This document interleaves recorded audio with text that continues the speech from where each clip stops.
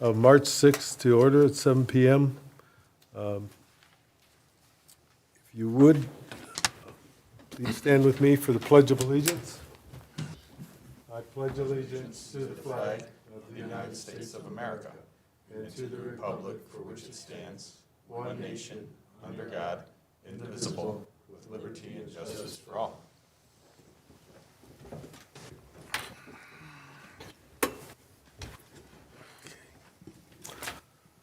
Mr. Gotson, do a roll call, please. Commissioner Burley. Present. Commissioner Commenti. Present. I'm sorry, Member. Member Farina. Present. Member Green is absent. Member Menendez. Here. Member Stasek is absent. That is a quorum, Chair. Both of these are excused because she's sick and he's on vacation. And they notified you beforehand. Okay. Okay. Wasn't keeping count. All right. This morning. I'd like to look at the agenda for tonight, and there's one correction to the agenda when it says monthly report under item 10. It should say February monthly report and not December's monthly report. We'll call that administrative. We don't need an amendment for that. No, we don't. Okay? All right, Cool. Make a motion to approve the agenda as submitted, and again, with number 10A, February. Okay, is there a second to that motion? I'll second. Okay. All those in favor say aye. Aye. The agenda is approved. Okay, the approval of the minutes for January 16th. You all got a draft that was left on your spots with the changes that were given to the city clerk. Are there any problems with that?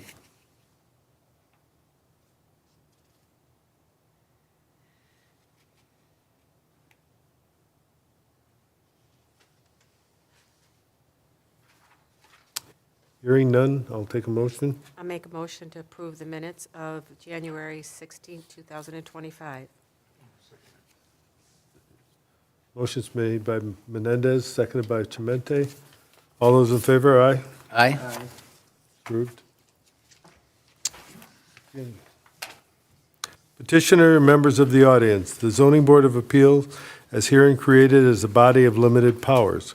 Where there are practical difficulties or unnecessary hardships in the way of carrying out the strict letter of the Fraser Code, the board will have the powers in passing upon appeals to vary, modify any of the provisions of the code relating to the construction, structural changes in the equipment, or alterations of the building or structures so that the spirit of the code shall be observed, public safety secured, and substantial justice done.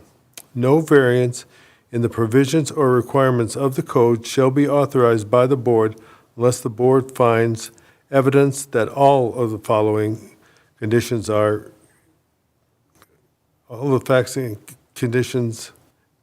conditions exist. A, that there are exceptional or extraordinary circumstances or conditions applying to the property in the question as to the intended use of the property that do not apply generally to other properties in the same zoning district. B, that such variance is necessary for the preservation and enjoyment of a substantial property right similar to that possessed by other properties in the same district and in the same vicinity. The possibility of increased financial return shall not be in and of itself be deemed sufficient to warrant a variance.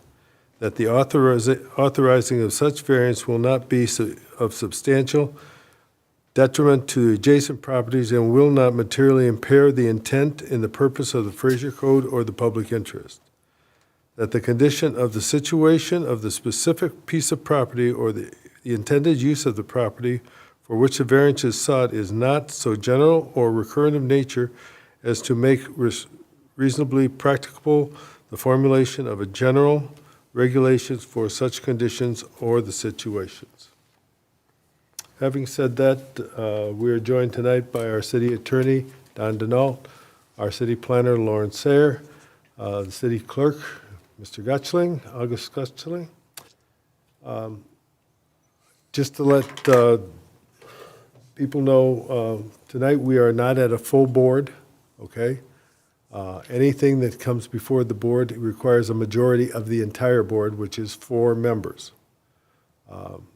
We have 5 people here, so we can vote. It's majority.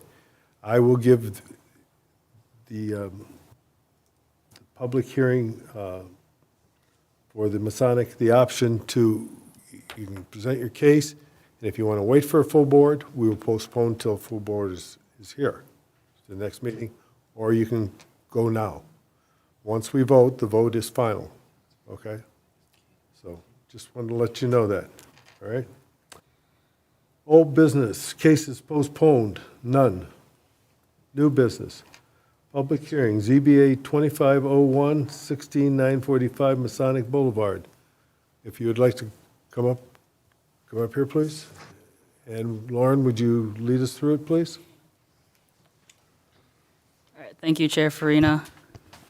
So this location is at 16945 Masonic Boulevard, right next to the post office. So this application came before the Planning Commission last month because they were seeking to put in a driveway which requires Planning Commission approval. So Planning Commission reviewed the proposal and did approve the location of the driveway with the condition that, so they proposed a 22-foot driveway, a two-way 22-foot driveway. It needs to be 30 feet in width per the ordinance to be a two-way driveway.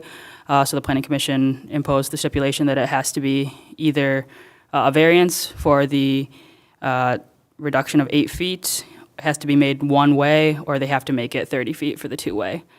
So the petitioner chose to seek the variance for the 22 feet, so that is the first variance tonight. The second one is for a reduction in parking from 26 required spaces to 20 spaces. In previous site plans, there were parking spaces right against the overhead doors and the pedestrian doors as well, which would render them, those spaces unusable, or the doors would be unusable if the spaces were being used. So they did have to remove those spaces, and then they also are removing spaces for the new driveway. So that brings them down to that 20, and that's why they're seeking that variance.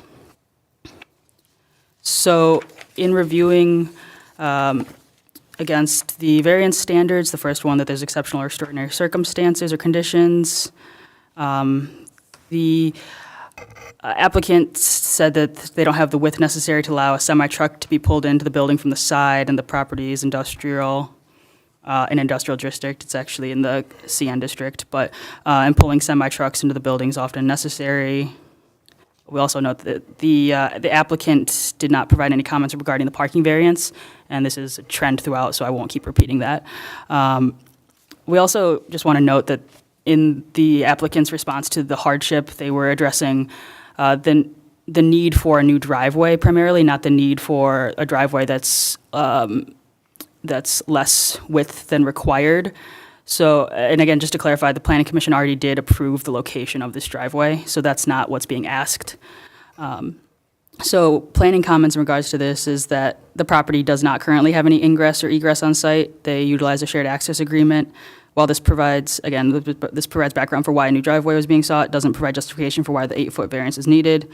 In terms of the parking, the site's been utilized as an industrial site predating the current tenant, but it's located in the CN district, which has created some constraints in regard to the site not having enough room to accommodate adequate parking for an industrial use.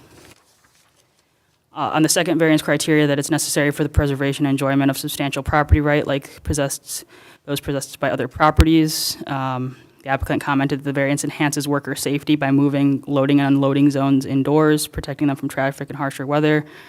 Planning notes that the property does not currently have an access to their site. Without using the neighbor's property, the driveway would accomplish achieving this access. However, again, we're still lacking that rationale for why the reduction in the width. Regarding the parking, we find that granting a reduction in parking would allow a similar property right surrounding industrial sites to the west have adequate space for parking while the subject site is restricted. And the third variance criteria, that authorizing such variance will not be of substantial detriment to adjacent properties.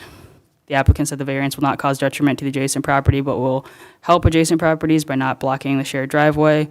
Currently, load and unload materials from semi-trucks is necessary to temporarily park in the shared driveway, and the property owner would like to add the new south door to be a good neighbor and avoid this conflict. Planning notes that the applicant provided, again, a response for the driveway, not the reduction. Even though this was not provided, we do not believe granting either variances would cause a substantial detriment to to adjacent properties or cause a detriment to the public interest or the intent of the zoning ordinance. And then finally, that the conditions are not so specific that it would create a general rule. So the applicant commented the conditions of not allowing semi-trucks to pull into the building is specific to the property due to the width of the property, and this would also most likely occur in an industrial zone.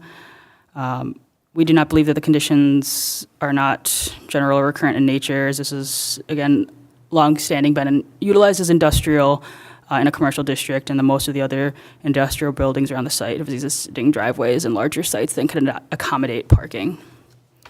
So, in conclusion, in regards to the parking variance, as we said, there wasn't anything necessarily provided by the applicant, but in planning review, we find that the parking reduction for the variance standards have been met. Therefore, we recommend approving the variance to reduce the parking from 26 to 20 spaces due to the spatial limitations of the site's legal industrial use in the commercial neighborhood district and the driveways incorporation eliminating parking spaces.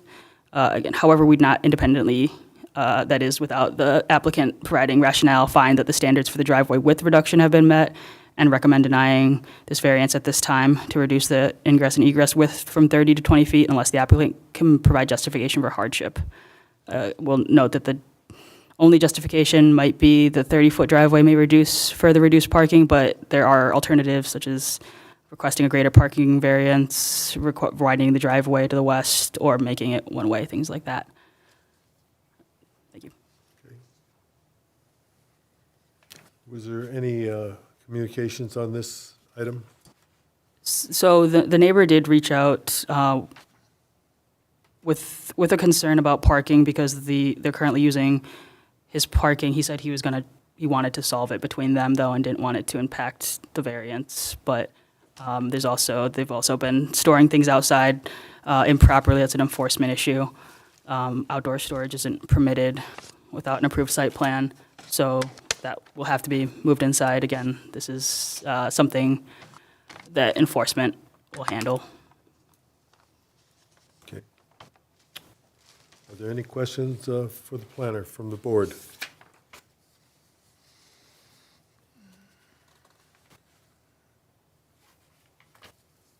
I have a question for you. There's a telephone pole right next to where he wants to put this driveway.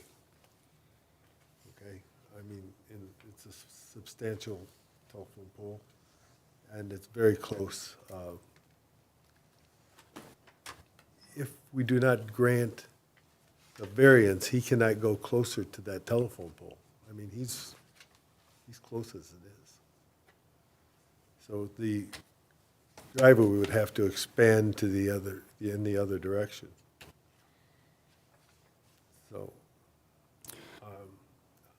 once you get how are you going to get a truck into, are you going to drive a truck entirely into your building?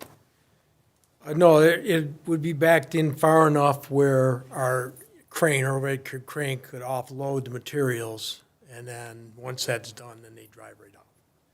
it's So not he's like going to have to parking back in off of 14 Mile Road. Off of Masonic. Masonic, I'm Yeah, sorry. Masonic, yep.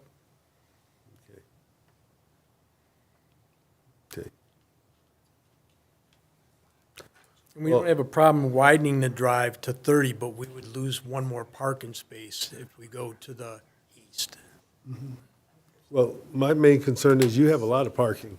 You took all of that stuff that's along the side of your building inside of the building? Why is it outside? Well, we just moved in there recently, and so we haven't had a chance to like organize anything yet. We have good standing with the neighbor next to us. Really don't have a problem. I have open conversations with him all the time. So, I mean, we have talked to him about that, and we'll have that cleaned up.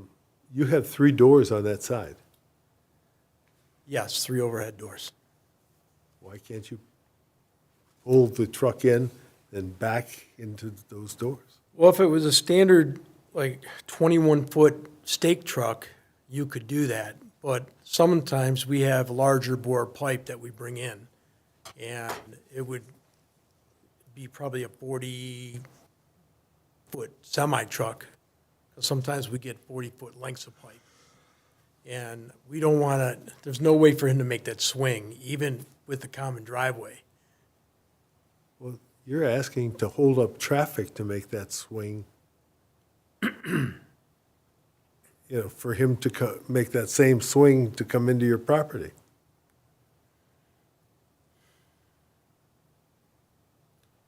Well, I guess if you're going to wait for traffic to clear to pull in the common driveway, it would be the same amount of time I would feel to pull the truck right into the shop. Making a left or a right turn into that shop, coming in forward, backing up in it is a lot less. But he still has to back out of the driveway, because there's no way he's going to turn around once he gets in there. That's the problem. Well, if he backs into your building, let's see. You've got doors right along here. If he Yes. backs into here, he cannot swing out here? No, so my property only is, I believe that flag of concrete's only 20 feet wide. So once it gets in that common driveway, we don't want to bother our neighbor next door to us. And I don't know what the distance is between the 2 buildings, but I doubt that a 40-foot semi can back into, it might be like a 18-foot overhead door standard. That's why we wanted to put it in the front of the building, like proposed. So he could just back right in, offload it, and he could pull back out. So to try to back in the side with a 40-foot semi-truck, I don't think it can be. In fact, I would lay money on it that it can't be done.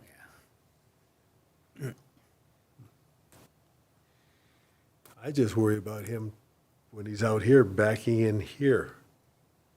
See, that pole is like right here. I believe that pole is like right on the edge where that yellow line is, because we just had to pull a whole new service in for electrical. Okay. This is all a right-of-way. Yes, sir. Have you asked if you can lay concrete on the right-of-way? I believe that was in the planning commission right there. In order to put the driveway in, we have to put cement there. The DPW did say that they had no issue with the right-of-way. Okay. And public safety has weighed in about,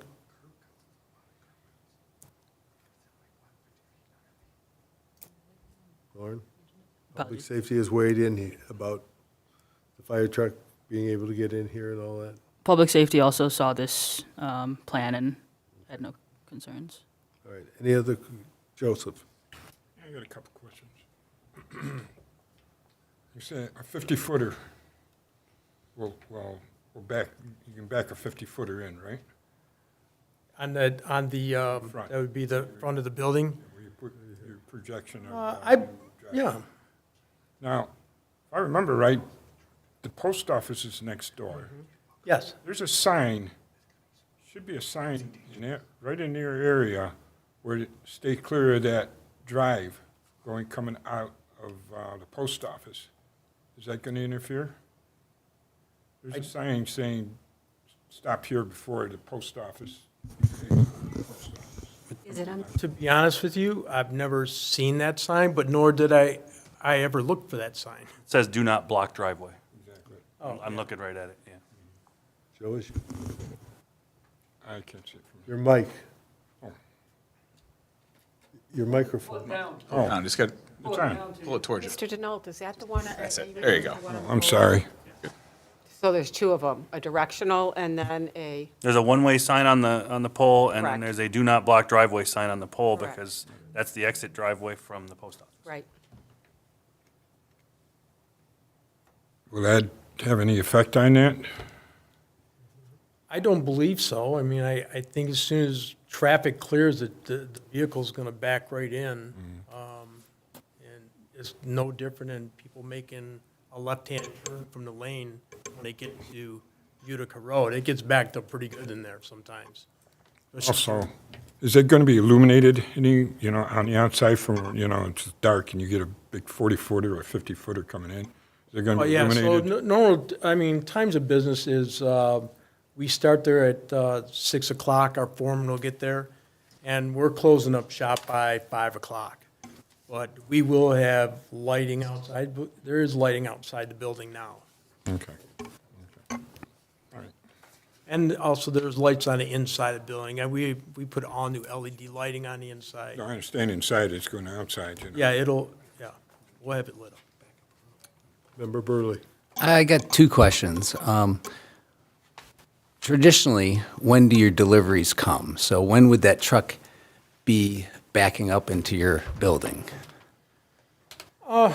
Traditionally, like first thing in the morning, probably, 7, 8 o'clock. And typically, like throughout the day, we're not going to have a lot of traffic coming in and out. It's a very small building. Once we deliver the pipe there, we have to fabricate everything. And a lot of times, we can load a stake truck up from the side because a stake truck, like an 18-footer, can back in that front overhead door. And we can load it and it can pull out. And then are you going to be using those other 3 doors? If you do put that in? Probably not that often. I mean, we probably will if we have like a smaller load of pipe that comes in. But in theory, you don't need 3 of them, right? No, I mean, when we bought the building, it had 3 of them in there, and I believe there's, I think there's 4 man doors on the side of the building. And what is the reasoning for you only wanting 22 feet? Well, we're trying to preserve parking spaces, but if we go to 30-foot, we would need to take 1 more space. So instead of 20 spaces, then we're down to 19. Yeah, but I mean, if you're not using all those, Oh, yeah. doors in the back, you could add a couple right there, Yeah. we and do that would make your space. Okay. I didn't think about that. Like the middle one, for sure, we don't use hardly at all. Maybe in the summertime, we open it up just to get airflow in there. Right.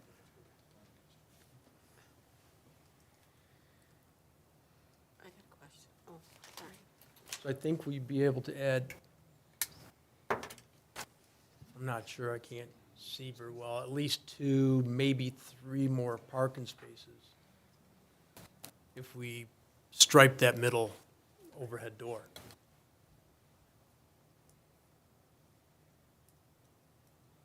I'm looking at pictures we took.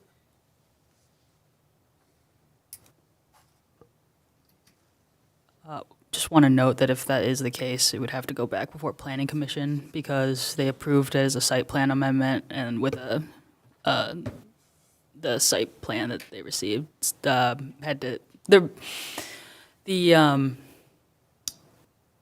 condition was that it had to be, get a variance or be compliant with the 26. So they would have to go back if that was the And case. you would also have to renotice because the required variance for the number of spaces is greater than what is on here as well. I know we can do it if it's under, but if it's greater, it has to be renoticed. I don't think, I'd like to I don't think recognize Mr. Member Menendez.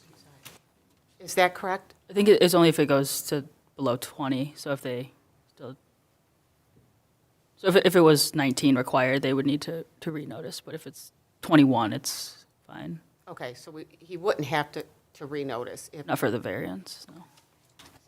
Don, is this you? No, that's Lauren? Oh, I turned it off, I think. Oh. I'll stop talking. Okay, any other questions?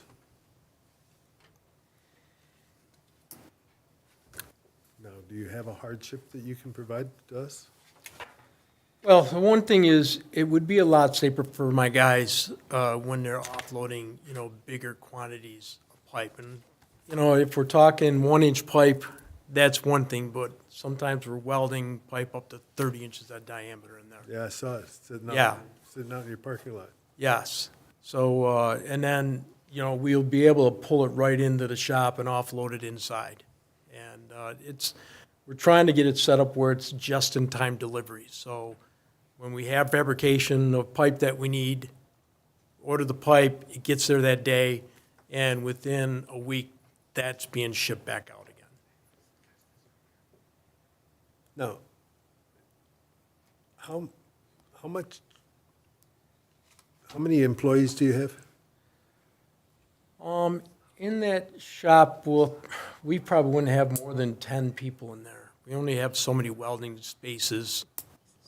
You and the foreman and everybody else, how many? It'll be a foreman and it'll be a shop foreman, my manager, and probably 8 other guys, welding and moving things around. Okay, do you have outside people coming into this area to park?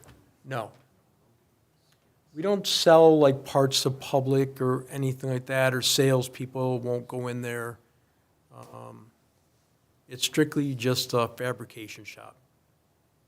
So if you were to reduce one parking spot, that would really, well, you gave them a way out of, if they block off the one door, and they could, You could Actually, actually probably stripe them all, and Yeah. then just move the cars when you needed them to get through those doors if you don't use them a lot. No, I mean, if we get that front door put in the front of it, we won't use the side doors as much, for sure. okay. Are there any other questions? Mr. Wall? Yes, I have a question. We keep going back to understanding the hardship on not going to a 30-foot, thereby giving up one of the spaces. We'd have to give one more up. Instead of the 20 that's proposed, it would be 19, so we would lose the one going to the east. See that last red line, the solid line? Correct. We'd lose one more spot there. I don't have a problem doing a 30-foot, but, again, we would lose one more parking space in the front, but I don't have a problem with striping off, the overhead doors on the side, because we're not going to use them as much. Do you actually have a usage for both of the handicap spots? We do not. Because according to the Americans for Disability Act, Yeah. Since you're under the 25 count, you only need to have one van accessible. So, the one to the far right and then that 8-foot space. So you could actually, use the third 8-foot space that you were proposing so that you could actually have the 30-foot, just- entrance exit. Move these down. Okay. So that's another proposal besides what Mark has highlighted about, the sides. I can do that, if that's okay, and also still stripe the sides. And if we did ever need a parking space, which we won't have more than 10 people in there at all. Is there any other things? I'm going to reiterate to you, there is not a full board here. It requires 4 members of the board if we go to a vote, okay? I'm going to tell you this, I am not inclined to give you a variance to 22 feet because I'm not sure that any semi is going to be really able to do that, okay? I'm inclined to allow you to have the driveway there. I'm a little worried about it, but I'll do that. But you might have to go back to the planning commission, and you might have to, Don, I'm gonna ask for direction. Do we have to renotice? Do we have to, if we deny or don't vote on part of this and send it back to planning to look at making that a 30-foot and restriping that access door on the side, that middle one right there, and putting parking spots there and making that, Reducing that to one? do we have to renotice that? And does he have to come back? There's a few questions built into that, and I think I have a few comments that I'll make at the same time since you're giving me the floor. Was he though? Fine, I'll turn my mic off now. Grab a pen out of my, Oh, sure, so sure. I, You can take notes, yes. So if the question is, we don't grant or we don't act on the driveway width variance tonight, if we don't act on it, then it's still pending, unless he withdraws it. If we deny it, then he's going to have to present a new plan to the planning commission, because now he's going to have a different width on his driveway, right? And a different parking allotment too, or design on the site. I want to take this moment, though, to point out that as I'm sitting here reading through the presentation and the ordinance, I have other concerns about this.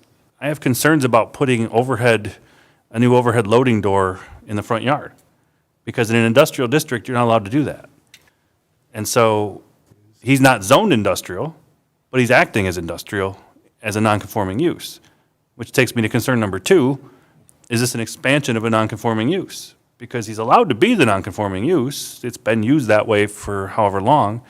But the minute you start making that use different or bigger, and I think by adding loading to the front yard, you might be, I think we have a nonconforming use question that needs to be addressed by either the planning commission or the zoning board. As far as expansion goes, because he's not zoned industrial. So, and then of course, in industrial, you can't have that, and you not only can't have that, you also can't have backing in from a main road. And again, he's not zoned industrial, so some might say, well, why are we applying industrial standards? Well, we're applying them because he's acting industrial, right? He's behaving as industrial.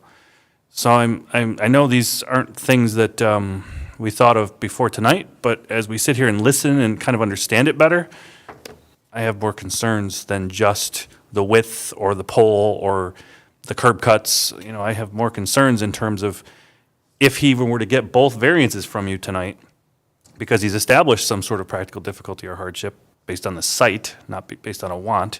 If he were to prove that or convince you of that, I think he still might have more things to accomplish in terms of A, changing or getting a variance for the front yard loading and unloading, and then B, expanding his non-conforming use, because that's how I feel. That's what I feel this is going to become, is an expansion. Once you start having deliveries in the front yard, you've made the nonconformity bigger. You've expanded it in some way, and that's not a criticism. That's what they need. But I have to point it out tonight, I think, since we're going through all of the factors affecting this driveway.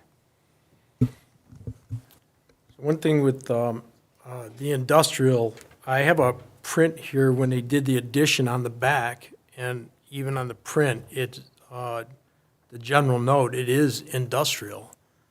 If you look at the zoning map, it's kind of weird how that cuts just that building out, but that whole block is industrial. So I don't know why they offset just that building. And on the zoning plan that I saw, it's got it identified as commercial. Yeah, CN. CN. Yeah, CN, but on the approved plans here, it's industrial, and it's just weird to me that how can one building be singled out on that whole block? I think the building predates our current zoning ordinance and map, so it's likely that that district was industrial and then was rezoned to commercial neighborhood, and that's why it's legally non-conforming. And I do agree with Mr. Denault's assessment that it would need a Class A non-conforming designation to change, to alter that, to alter the front of that building and then the curb cut. I'm sorry, what's that called again? It's a Class A non-conforming use, which requires planning commission approval.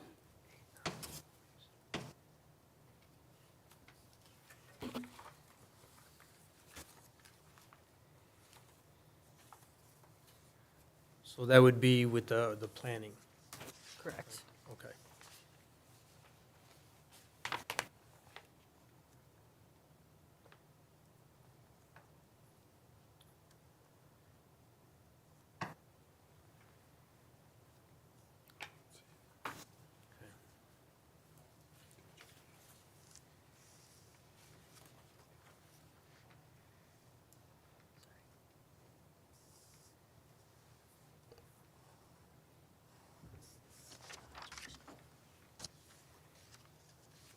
This is, It's tagged right next to the post office. That's why. right, no, and then the next building is also CN. The next building is also CN. You're not the only CN there, in that area. What is that dated, the No, I one think you that's, have there? City of Zoning, No, that's the, 2024. no, this is the post office, I believe. No, this- Yeah, that one is CN. that's post office, Yeah, okay. so they're right next to it. So Okay. that's- So they are, probably because of the post office. Because of the post office.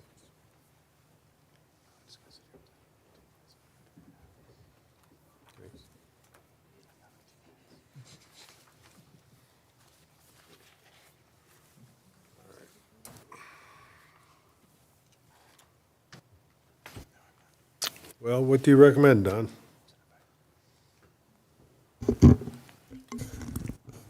I don't know that I can offer a recommendation, but I can give you a summary.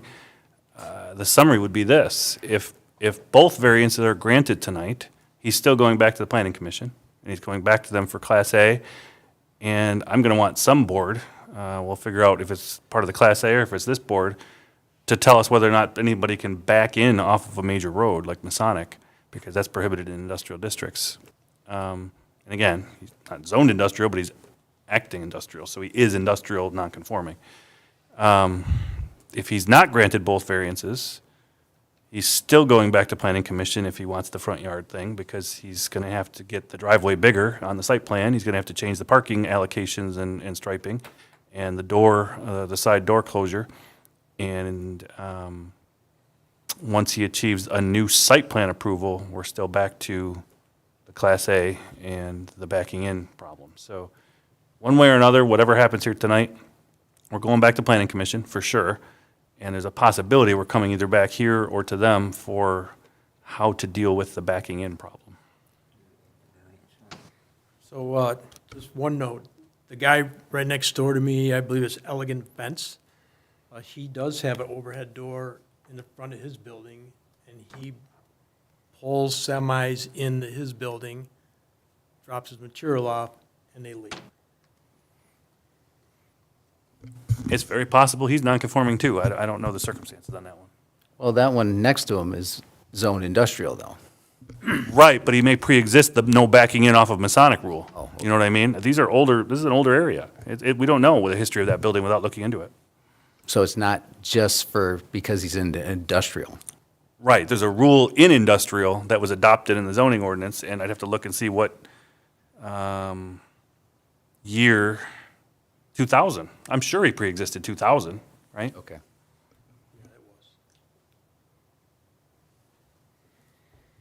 Okay. Member Menendez. That was my big problem with that. Microphone. What he's proposing to do here was actual backing in. I think it's a hazard. I mean, even coming out of the post office can be a nightmare with traffic. And a 40-foot semi backing in there, I know 40-foot may be small, but still, just backing it in, coming across those two lanes. And that lane is even narrowed more because you have the bike lane there now, too.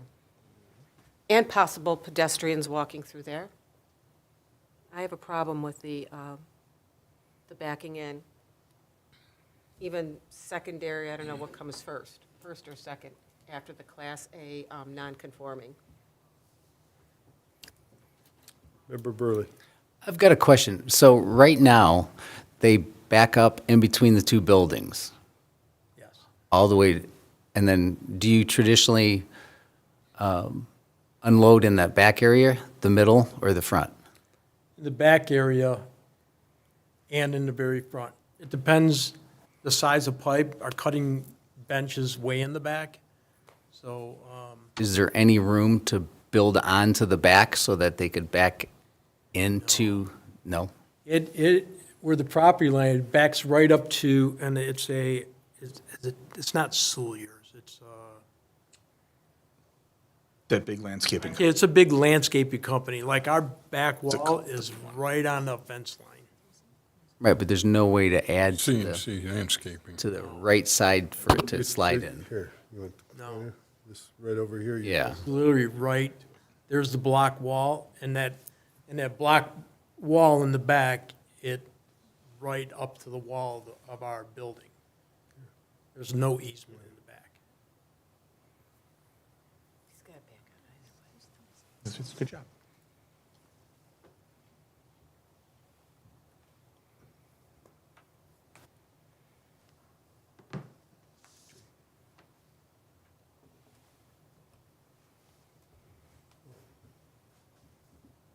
Is there any kind of a motion to be had? Would a postponement on this whole thing in front of us make sense, and then send it back to planning to review everything? With the information that was brought forward this evening?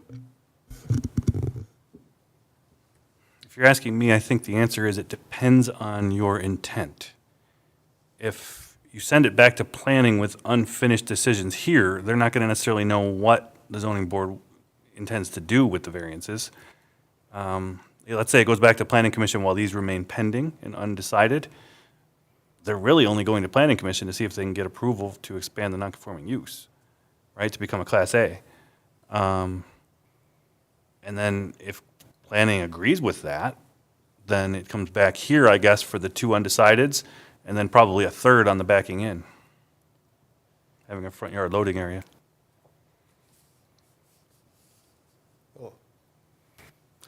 Well, it seems like if you don't do the drive, you don't need the reduction in spaces.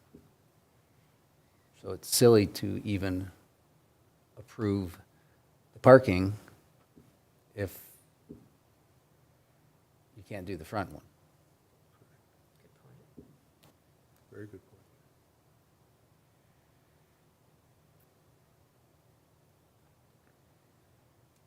Again, with the front, we're talking about the parking spaces in the front and the widening of the driveway to 30 feet. Well, in my opinion, you're not showing a hardship of 22 feet. Why you'd even want that? I mean, just from those people going in and out, I mean, I've got a pickup truck, and it's hard getting around there.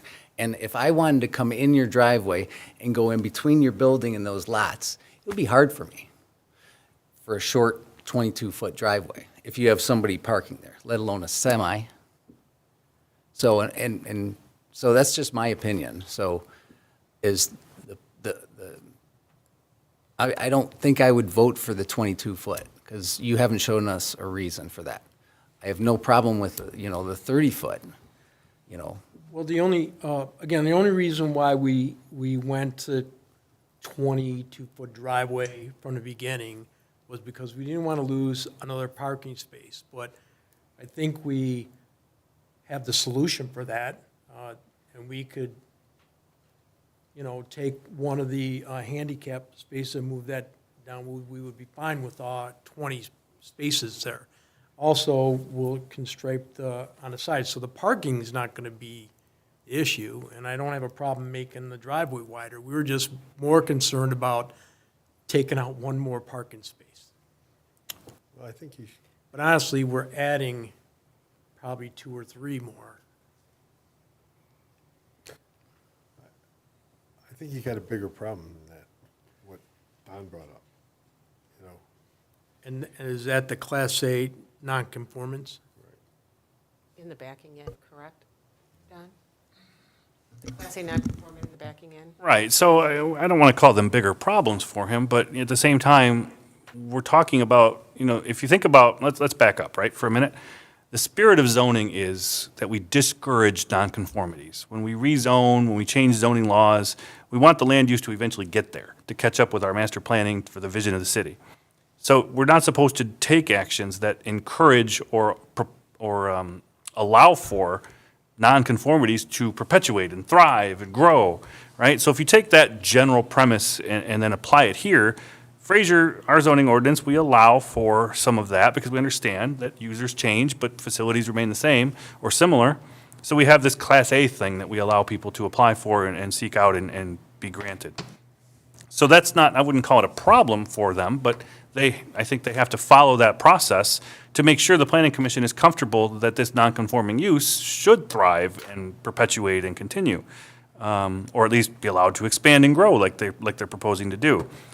If they achieve that, then I think their next hurdle, we won't call it a problem, but their next hurdle then becomes, does it make sense for us to achieve that if we're not going to be allowed to back in off of Masonic Road with a bike lane and 1, 2, how many lanes of traffic? 3, 4, and a left turn lane, somewhere like, something like that. And then, of course, it's a right turn only lane where the semi, if they're coming westbound, the semi is going to be in pretty much the right turn only lane before it starts backing up. And I don't know what that does to the traffic behind it, because they don't know he's about to back up, right? So there's a lot of questions for somebody to answer in terms of whether that is going to be allowed. So ultimately for them, they have to do some business judgments here, right? They need to understand, even if we get the Class A, are we going to be allowed to back in? And if we're not going to be allowed to back in, do we bother trying to get the Class A? Because maybe we can still use this 30-foot driveway. Maybe there's a way they can maneuver in through the shared and then pivot through the 30-foot to back up into the loading area, and then they shoot straight out, right? There's no backing up happening on Masonic. Maybe they're okay with that, but these are business decisions I think they have to consider and make, understanding these rules that are in place to protect Masonic.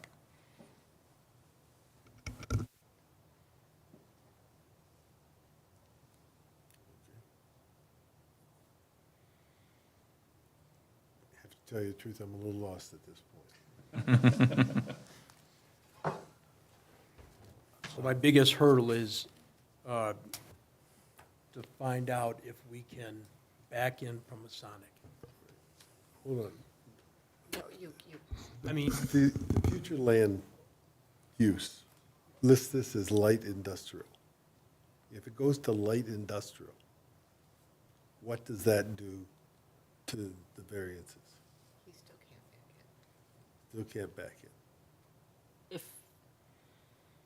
Are you talking about if a potential, the ordinance update, or? Yeah, When the ordinance from, changes. from our steering team. Well, we don't have the full provisions drafted, so, Are we doing a map amendment too? Would this potentially be captured in a map? yeah. Do you want to see it? It makes the use conforming, but if everything stayed the same in terms of ordinance, then it is explicitly prohibited, that backing in from a major thoroughfare. I don't think it's necessarily safe to do so. I don't think that, since this isn't an industrial district at this time, that provision applies. There is restrictions against front yard loading, though. My understanding was that it was going to be inside the building, but if it's happening slightly outside the building in the front, it's also not permitted. Currently, side loading without that permission, I'd have to see if the site plan indicated that is also prohibited, so it's already kind of, again, maybe that predates the zoning. But that's how a change to industrial, it would really just make the use conforming, so then the Class A doesn't necessarily mean anything if he has it. well, one thing, Lauren, I'm sorry if you weren't done yet, but it's not that I can't pull a truck all the way in. I could pull it in all the way, but it's just going to be there long enough to take the materials off the vehicle, and it's going to go. So it's not as if the truck is going to be sticking outside the building. I can back it all the way in. As long as I can get underneath my overhead crane, and it's a lot safer for the guys than using a broader than what they use now.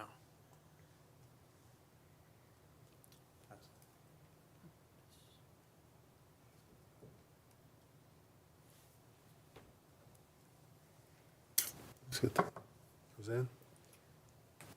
But for our purposes here tonight, the 22-foot versus the 30, if he said that he can expand it to 30 for the sake of this variance here in front of us, he could withdraw that, correct? If he's willing to go to 30, then he complies with the 30-foot just on that If end. and if he that- expands it, he doesn't need a variance, that's correct. Correct, so that, he could withdraw that, that's how we would have to do it, right? You have to withdraw that portion of it. Then the only other issue you have is the parking spaces reduced down to 19, is it? Is that the final number? No, it would be 20, 20. because now we. Oh, because you moved the other one, okay, so you're still down to 20. So that becomes the only issue for us now, other than the fact he has to go back to planning for the non-conforming issues. Because the driveway is off where we're concerned. There's parking spaces, but it'll be up to planning on these, or the other decision if it comes back to us for that other variance you stated, correct? Mr. Denault?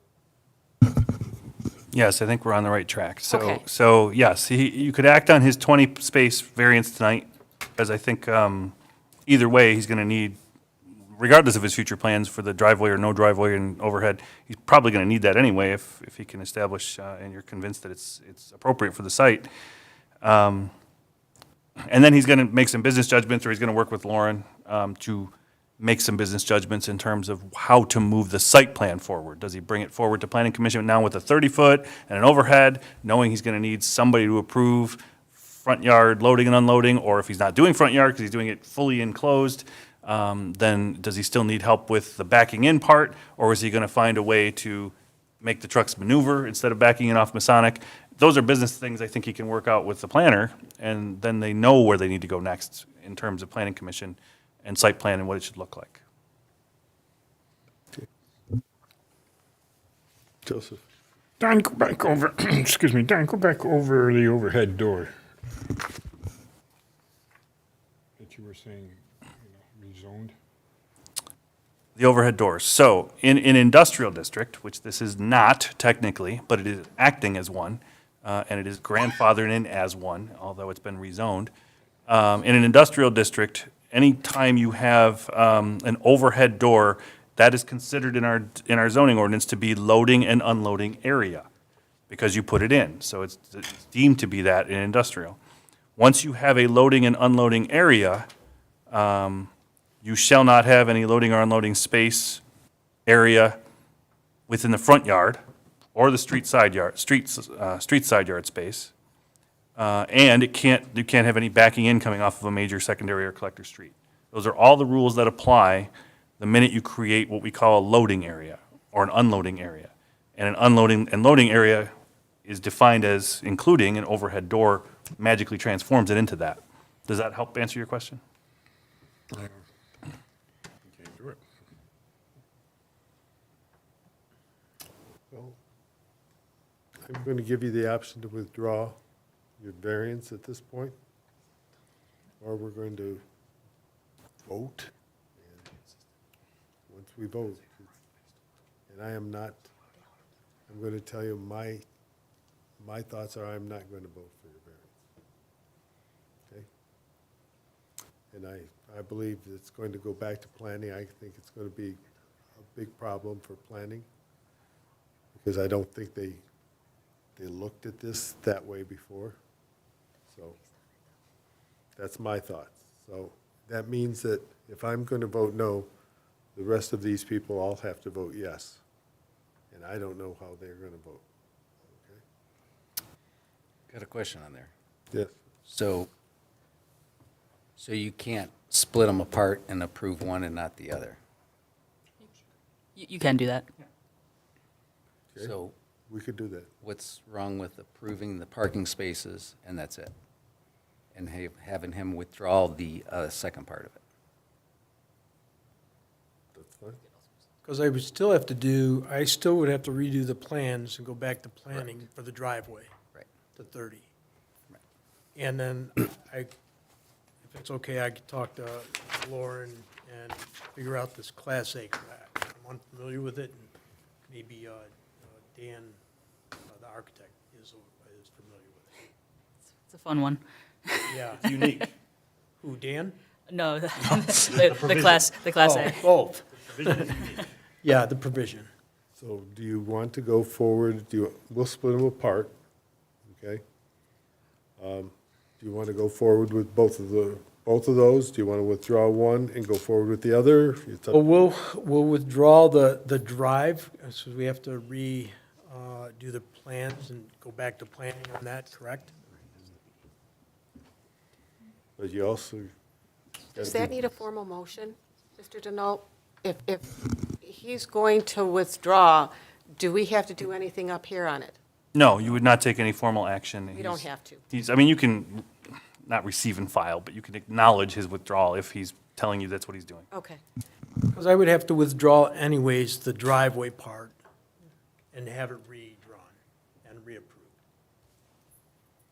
Okay. Okay. We'll do, We acknowledge you, and we will receive and file that. Okay? Now, the second, do I have a motion about the parking spots? Yeah, I'd like to make a motion. I'll make a motion to approve a variance at 16945 Masonic from the zoning ordinance standards of the minimum parking count for the commercial district, where 26 spaces are required, and allowing a total of 20 spaces. Since they are not being allowed to, hold on.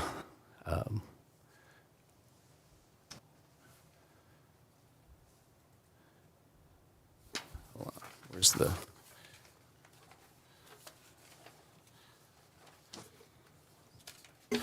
Due to the spatial limitations from the site's legal industrial use in the CN district. Is there a second? I'll second. Are there any questions? Any discussion?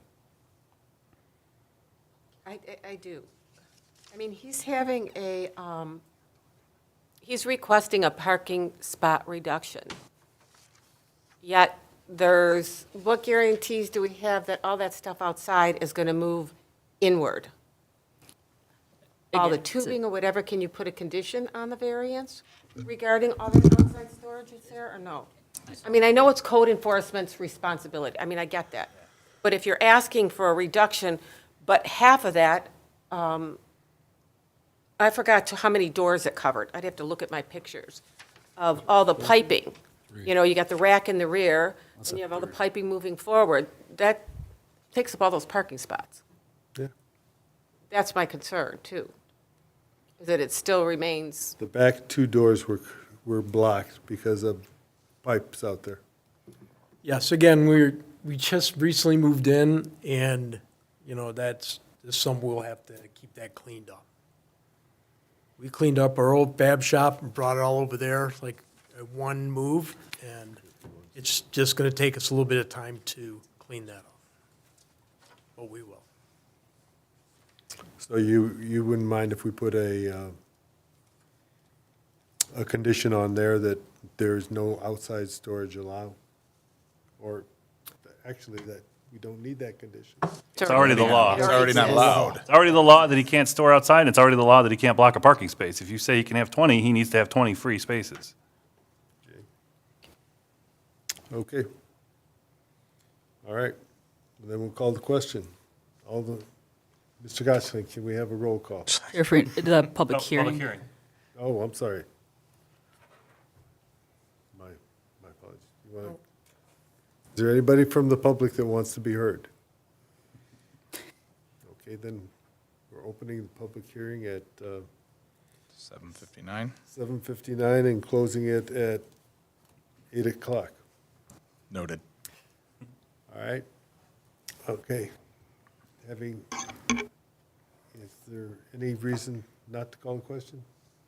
I guess, can you call a roll call? Member Burley, Yes. Chimenti, Yes. Farina? Yes. Green is absent. Menendez is absent. No, Menendez is here. Stasik's absent. I was in you right there. How are you? Farina's there, too. Menendez. Yes. Stasik is absent. Wall. Yes. Motion passes. All right. I don't know what to give him. Does, you have an extra, Joe? Thanks. But this site plan is wrong. Right. We should have You wanna- stipulated. Can we revisit that motion and add to it that we have to send him back, like we did on the other one, to the planning commission for revised plans? I can have you come in and stamp it later. Not only. Stamping's more of a formality, it's not necessary. Could do that, Ms. Menendez, but I don't think you should because Okay. the variance to reduce the parking that's allowed on the site kind of stands by itself. Got it. It really has nothing to do with anything else. He's going to make some business judgments now. He's going to work with planning and he's going to figure out what works for that site and then bring it back to planning commission. Are these going to Lauren, Mr. Chair? We'll hold off on stamping. We can. Yeah, I don't think we need to stamp anything tonight because the minutes make it effective anyway if you don't stamp anything for him. So we'll deal with that through the minutes. He doesn't need it anytime soon because he's got to go back through these Okay. other protocols. Okay. Thank you. Good luck. Thank you very much for your time. I appreciate it. Stay safe. If you want to talk, I'll be in tomorrow morning in Fraser till noon. Thank you very much. And then otherwise, you have my email, so Okay, thank you. thank you. Unfinished business of the board. None? Monthly report for February. Lauren. All right, I'll turn it over to Don for the first item. What item would that be? That'd be Hockey Land. I know everybody's curious, but it's not really very exciting at this stage. Today, in fact, was the first time I've done anything new to give you an update. I did look over the documentation that the Big Boy site has provided to the city regarding the stormwater and maintenance easements and cross-access easements. It does appear to be in good order, so I've advised the city manager that we're in a position to sign those documents and have Big Boy Hockey Land record those documents with the Registry of Deeds.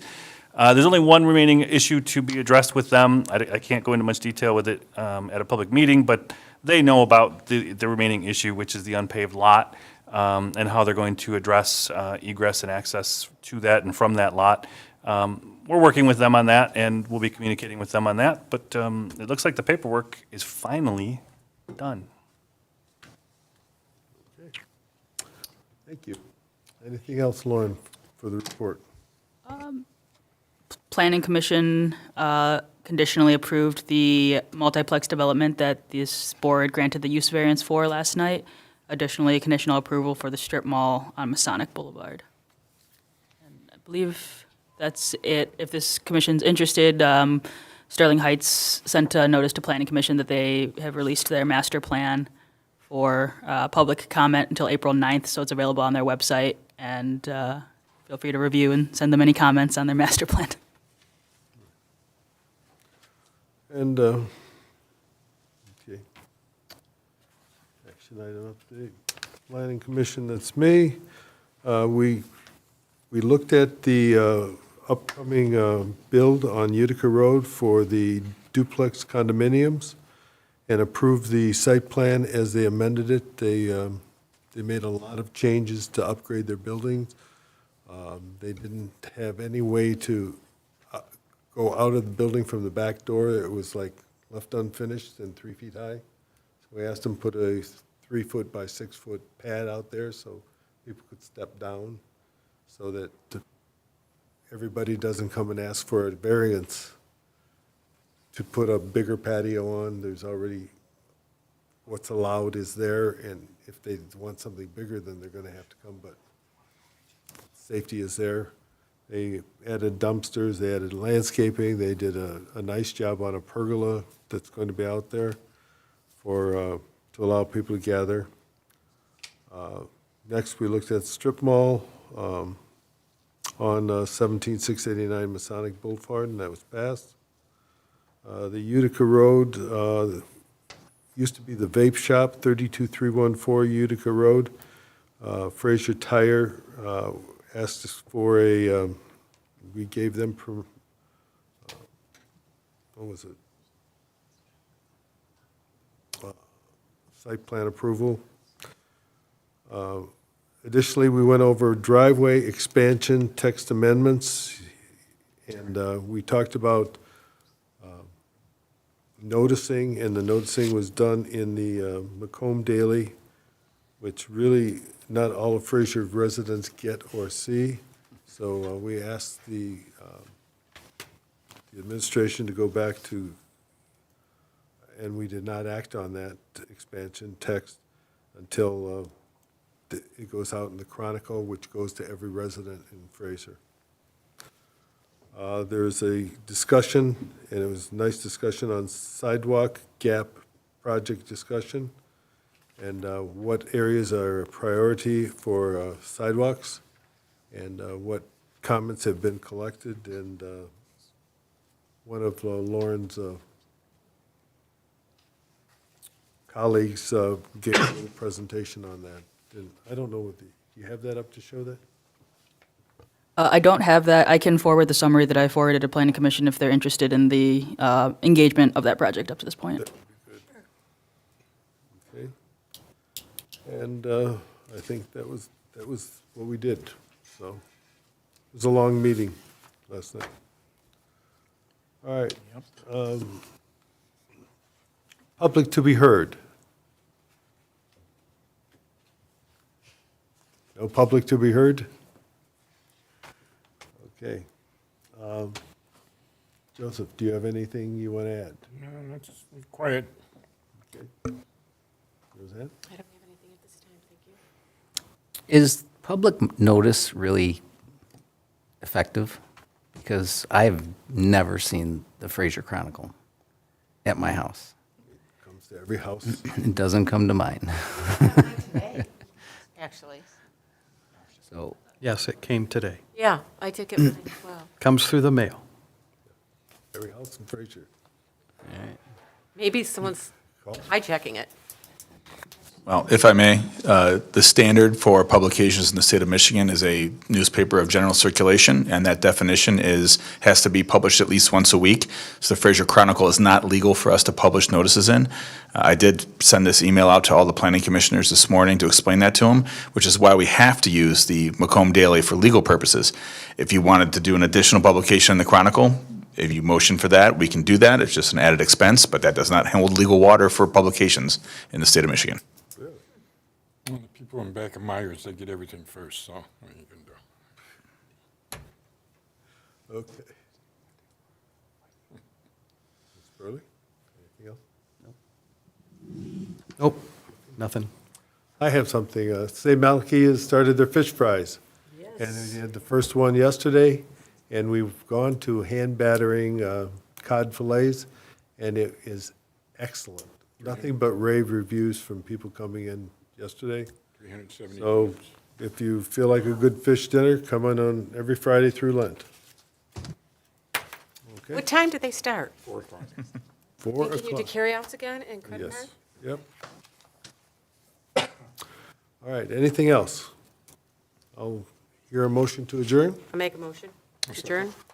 Second. By Mr. Chimente. All those in favor? Aye? Aye. We're adjourned. And for the record, I did count Scott Wallace here, even though I forgot to count his name during the roll call because he was the added W on the end of the, but you are here, sir. Oh, he's after me now. Yes. I'm not at the bottom of the list anymore. Right. But I did mark him as here. At the first vote, I'm like, oh, Scott's on here.